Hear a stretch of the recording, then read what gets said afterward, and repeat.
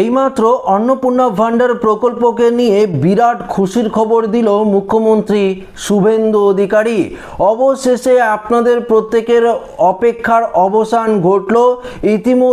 ইতিমধ্যেই পশ্চিমবঙ্গের ৭৯ লক্ষ মহিলাদের ব্যাংক অ্যাকাউন্টে আজ পর্যন্ত এই অন্নপূর্ণা ভান্ডার প্রকল্পের ৩,০০০ টাকা পাঠানো হয়েছে।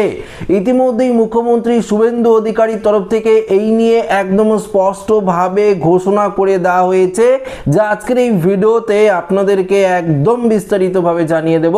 তো অবশ্যই ভিডিওটিতে আপনারা প্রত্যেকেই প্রথম থেকেই শেষ পর্যন্ত সঙ্গে থাকবেন। তো বন্ধুরা, প্রথমত আমরা মুখ্যমন্ত্রী শুভেন্দু অধিকারী কি ঘোষণা করলো সেটি আগে আপনাদেরকে দেখিয়ে দিচ্ছি।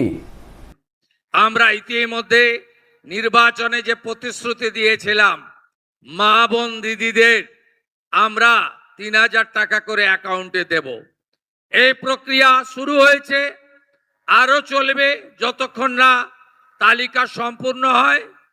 আজ সকালের হিসাব আপনাদের দিয়ে দিলাম, ৭৯ লক্ষ আমাদের দিদি বোন মায়ের অ্যাকাউন্টে পশ্চিমবঙ্গ সরকার এখন অবধি ৩,০০০ টাকা করে আপনাদেরকে অন্নপূর্ণা যোজনায় ট্রান্সফার করতে পেরেছে।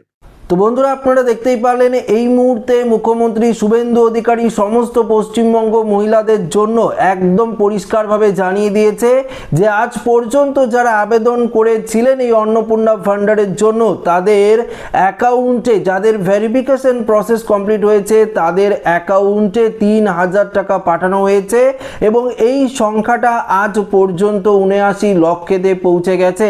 তো বুঝতেই পারছেন, প্রথম ৩ তারিখে ঢুকেছিল ২৯ লক্ষেরও কিছু বেশি মহিলার অ্যাকাউন্টে, পরবর্তী ধাপে ছিল ৫০ লক্ষেরও বেশি কিছু মহিলার অ্যাকাউন্টে টাকা পাঠানো হয়েছিল এবং আজ পর্যন্ত হিসাব তিনি পরিষ্কার জানিয়ে দিলেন ৭৯ লক্ষ মহিলাদের অ্যাকাউন্টে এই প্রকল্পে ৩,০০০ টাকা কিন্তু ট্রান্সফার করা হয়ে গেছে।